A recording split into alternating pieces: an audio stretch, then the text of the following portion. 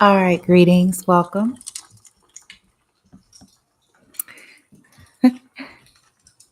What's happening? Oops. Thank you for stopping by. I'm back.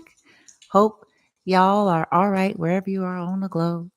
Whenever it is you're clicking on this video, I want to have some more discussions for y'all, and I certainly hope that these discussions are serving you in the most informative, educational, transformative, high vibrational way because essentially that's what this is really about. Hopefully, it's provoking, but provoking in a loving way to expand your own mind, your own consciousness, your own awareness, and just to cause us to look at ourselves, our lives, our decisions, our choices realistically and honestly.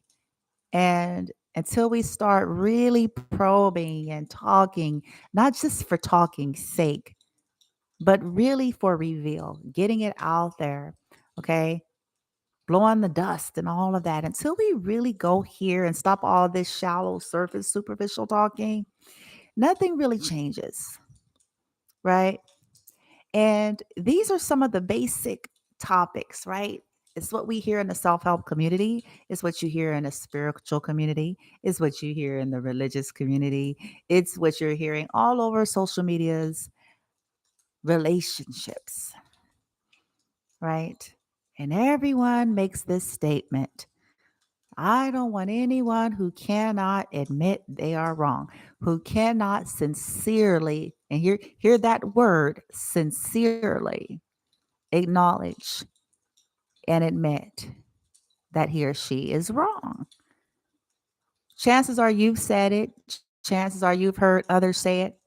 But now let's go behind the scene and behind the veil into each and every one of our lives, evaluating ourselves first, evaluating our connections, evaluating how we show up and present in the world and in these connections, and then how others are acting and responding as well.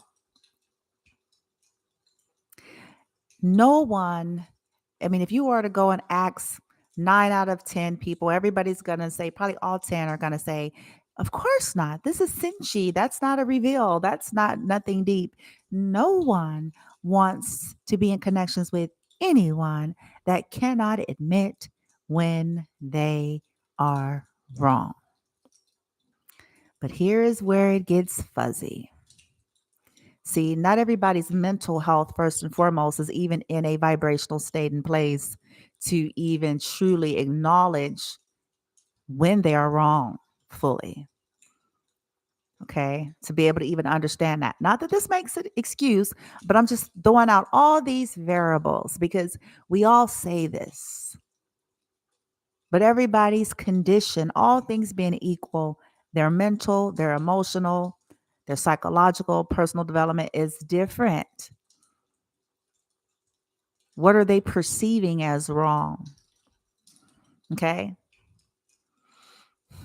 Because humans have a tendency to what? Make concessions for ourselves and to be biased in our own favor and to make excuses, right? Rationale.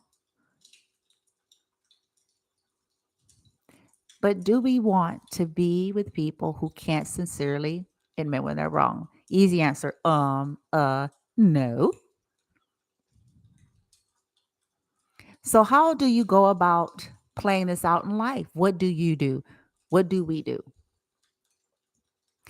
One of the toughest lessons is understanding that none of us can make anyone admit they're wrong. This is a part of the crazy making and the dynamics of narcissistic abuse. In their disillusioned state, depending on their level of severity, they can't see no wrong in themselves. Yeah, sure, they may put on a show with fake humility to act like they're woke. But when it comes to, behind the scenes, when it deals with people that they have wronged, they can't really deal with that properly. They can't even acknowledge it. In fact, chances are they're going to try to reverse it and project. What do we do with that? The easiest answer I can tell you all is first and foremost when you realize you are dealing with these types of people, okay? Do yourself a solid. Accept this and move on. Yeah, I know it's easier said than done, but it's better than the other option of trying to stay in something with the hopes of proving something to someone and that they will eventually acknowledge and admit that they were wrong. Some people just can't admit that they were wrong, even when you have proven it to them and to everyone else. When this happens, this should be your clue and your signal, okay? That surely and certainly you're dealing with somebody who doesn't have the capacity for a healthy connection, no matter what. When we come out of reasoning and making excuses and justifying for these types of situations, then this is when we start to liberate ourselves and realize this is how this is. Let me move on to healthier dynamics. And I'm talking about intimate, up close, and personal. We're not talking about perfection again.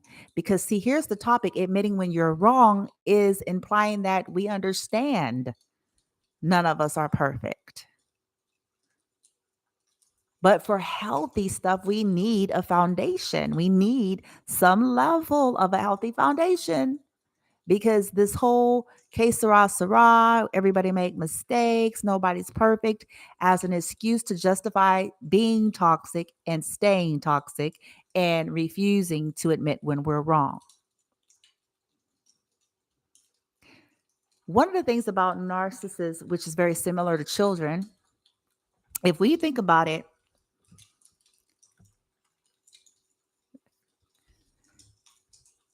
narcissists can't handle being brought to accountability for their conduct to someone. And so usually when that happens, they're going to try to drug up something they feel like you've done wrong too to make it equal and fair in their esteem. Children naturally do this because they don't have the developmental capacity to understand that. Autistic individuals can do it, and theirs is coming from a more innocent, sincere space versus the narcissist with the more malicious energy. Okay. So you try to approach them like, listen, this is, what to what. And instead of them being present with it, hearing it, connecting, owning it to make themselves feel better, as to not look at what's happened or what they're doing and to try to level, they'll say, well, you did this, and you did that, and anything to not accept what's happening. Narcissists and toxic individuals feel like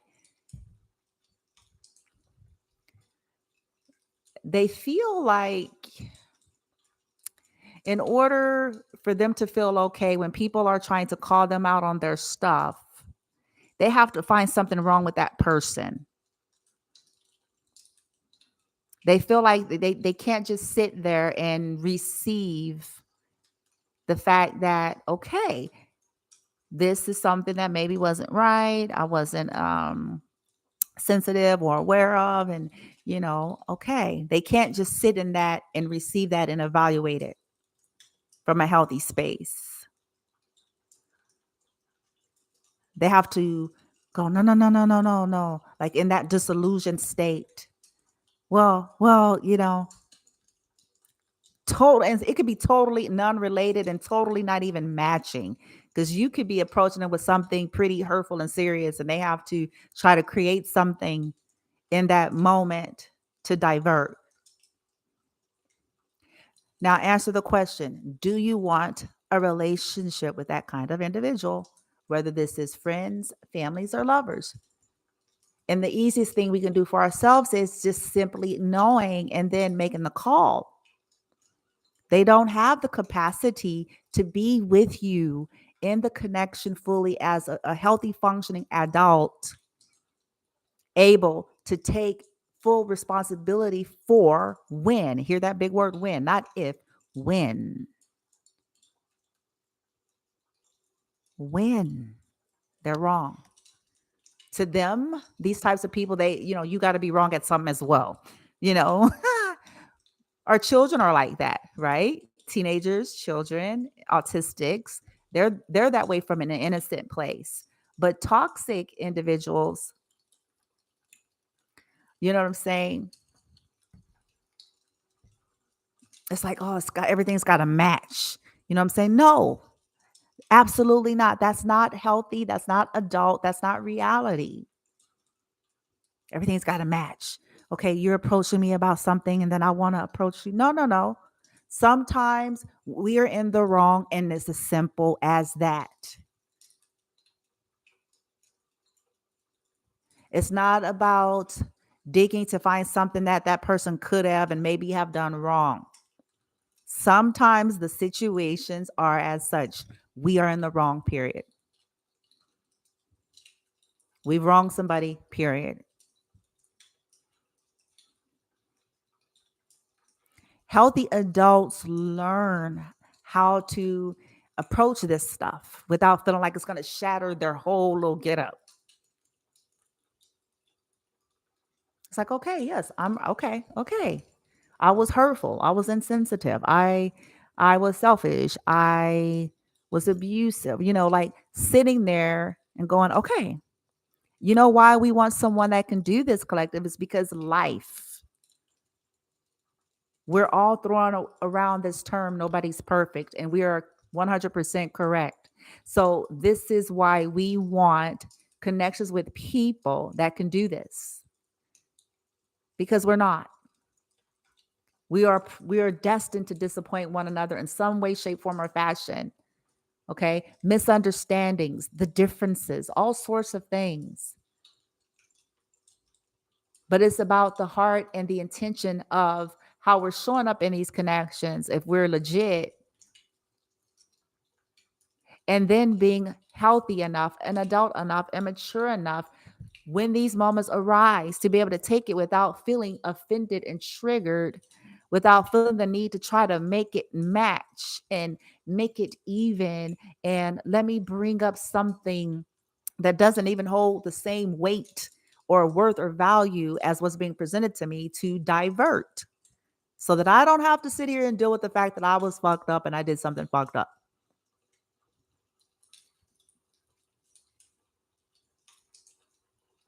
So I recommend the starting point is first and foremost is always looking at ourselves. Okay. Because see, the journey is going to always be here. Let's take a look if we're healing and how do we deal?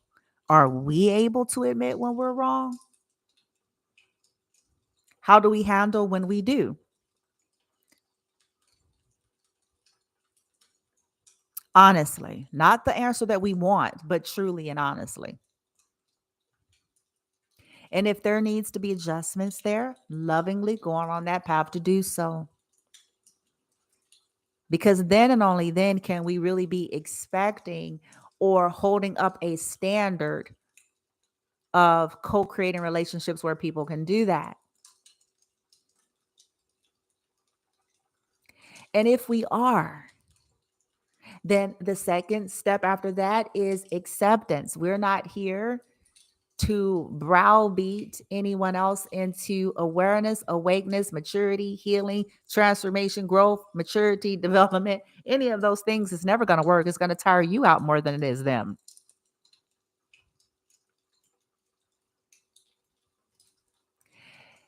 Acceptance and moving on.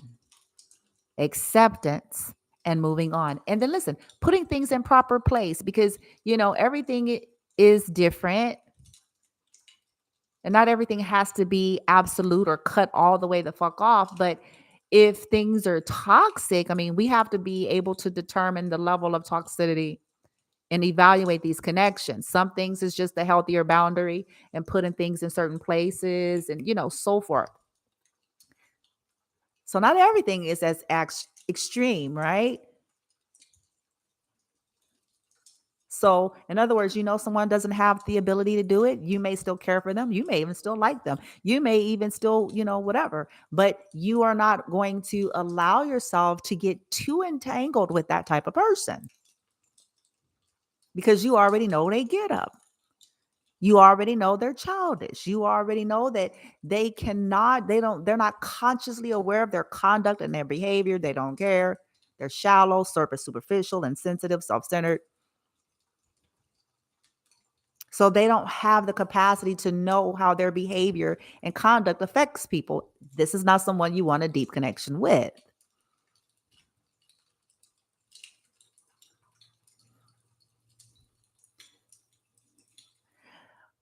Listen, my son and people like my son, and I'm going to use him as an example, but just from the stance of ability, there's certain things I'm not going to expect out of him.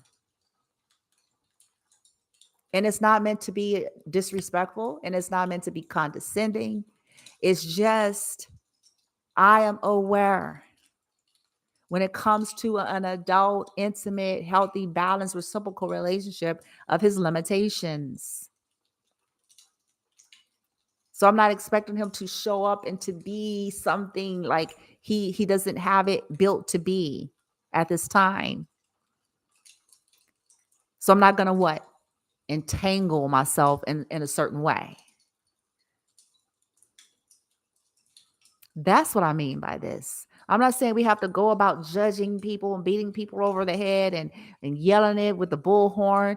I'm saying that it serves us to be able to observe and stop trying to, hope upon it. Well, hopefully, sometimes we need to evaluate it and call it. People will show you who they are.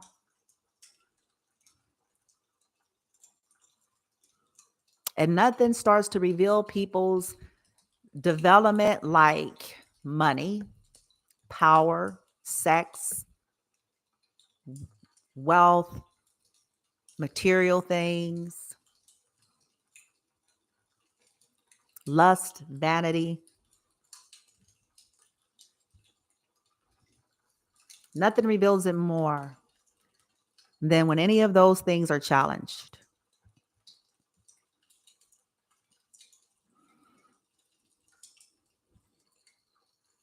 We may want people to be healthy and mature, but just because we want people to be healthy and mature is not going to make them healthy and mature. We may want people to be divine and angelic, but just because we want them to be divine and angelic doesn't mean they're going to be divine and angelic.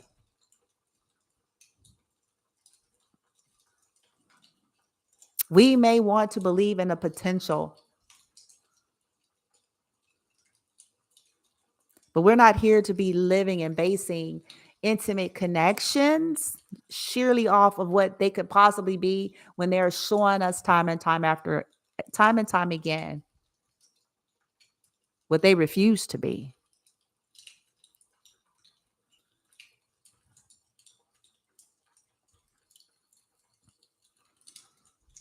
Do we want connections with people who cannot sincerely admit they're wrong?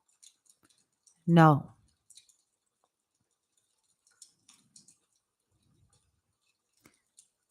That's called manipulation. It's called gaslighting. It's called toxic. Now, if we're okay with the toxicity, then guess what? Be okay with the toxicity and all that comes with. I've seen things in social media where people make these really, little videos and whatnot, talking about how they like the toxic, crazy drama, the, wooty woo, wooty woo. And guess what? That is their option and prerogative, right?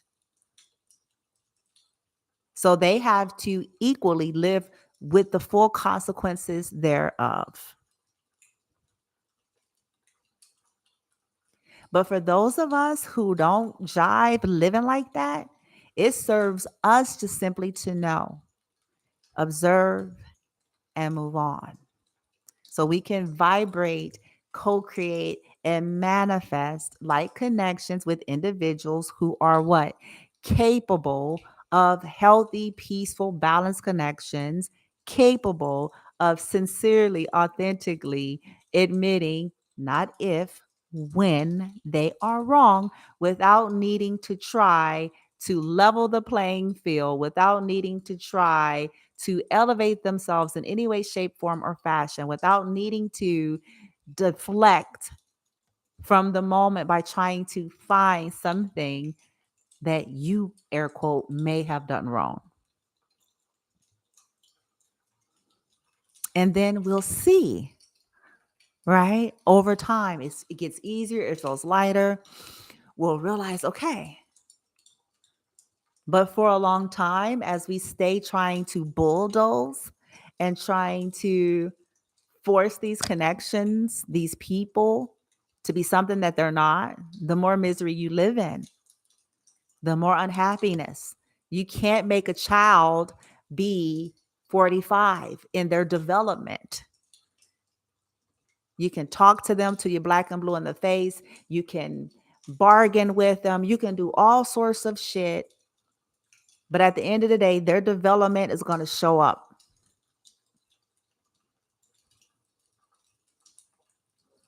And this is life.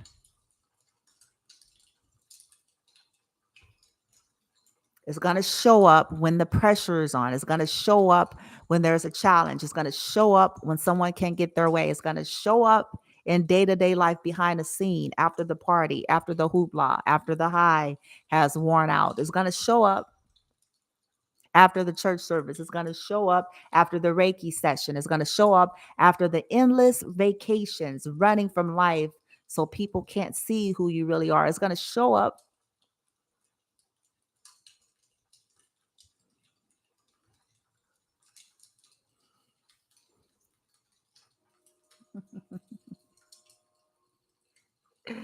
I just heard something collective. It's fascinating.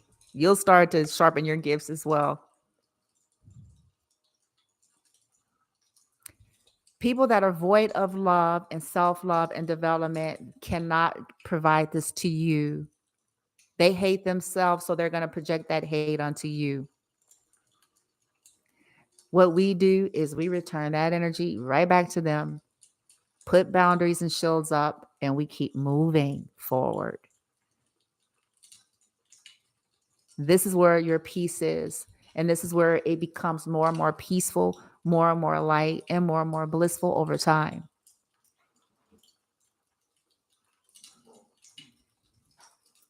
One thing I will say is we'll have to probably pass a lot of tests initially of learning how to be alone. Because many of us have stayed in toxic dynamics like that out of fear of abandonment and being alone. And one of our soul's contracts or challenges was learning how to respect and value yourself enough, or to feel comfortable, and learning how to, get self-soothed and all that stuff from within yourself, so that you're not violating yourself and betraying yourself by constantly connecting with people intimately that hurts you, that does not have the capacity to acknowledge when they hurt you, but yet expect a continued relationship with you. When we let go of those toxic mindsets and get comfortable with healing and being alone for a while, we'll start to see our strength grows, and we'll put up less and less with unnecessary mess and stress, which is going to be automatic when we're dealing with people collective who does not know or does not care to honestly and sincerely admit when they are wrong.